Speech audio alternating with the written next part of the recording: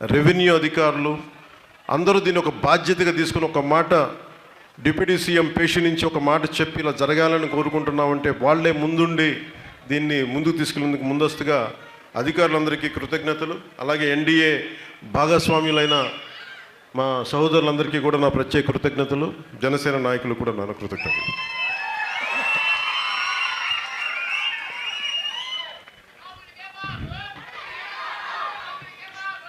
Slogans.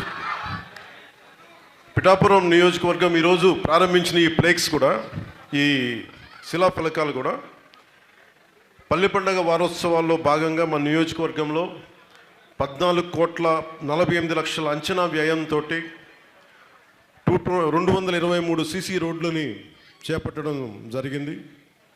దీని ద్వారా పల్లె రోడ్లన్నీ ప్రధాన రహదారులతో అనుసంధానం చేయడం జరిగింది. అలాగే ఇంకొక 5,44,00,000 అంచనా వ్యయంతో కూడా సీసీ రోడ్లు పనులు త్వరలోనే పర్మిషన్ మంజూరు చేయబడతాయి.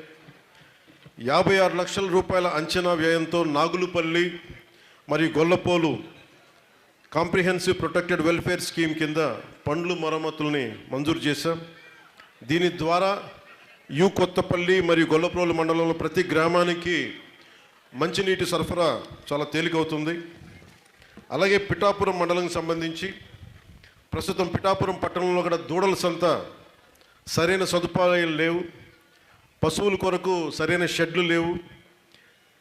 పోయినసారి ఇక్కడ మనం నియోజకవర్గంలో ఎన్నికల సమయంలో తిరుగుతున్నప్పుడు దూడల సంత కావాలి, ఇక్కడ సౌకర్యంగా ఉండాలి అంటే వెంటనే రాగానే దానికి అధికారుల దృష్టికి తీసుకొచ్చి 1,34,00,000 రూపాయల అంచనా వ్యయంతో పిఠాపురంలో దూడల సంత ఆధునీకరణ పనులకు టెండర్లు పిలవడం జరిగింది. ఈ పనులు ఈ నవంబర్ నెలాఖరులోగా ప్రారంభం కానున్నాయి. అలాగే పిఠాపురంలో టీటీడీ మాడ వీధులను అభివృద్ధి చేసేందుకు 20 లక్షల రూపాయల అంచనాతోటి నిధులు మంజూరు చేయడం జరిగింది. అలాగే 73 లక్షల రూపాయల అంచనాతోటి టీటీడీ కళ్యాణ మండపంలో గల భోజనశాల, డైనింగ్ హాల్ మరియు మండపం అభివృద్ధి కొరకు నిధుల్ని మంజూరు చేయడం జరిగింది.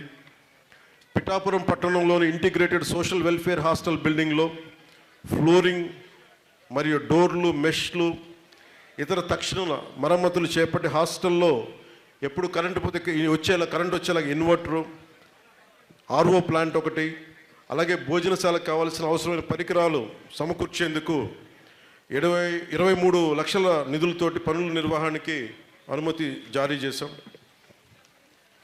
మీరందరూ అనుకోవచ్చు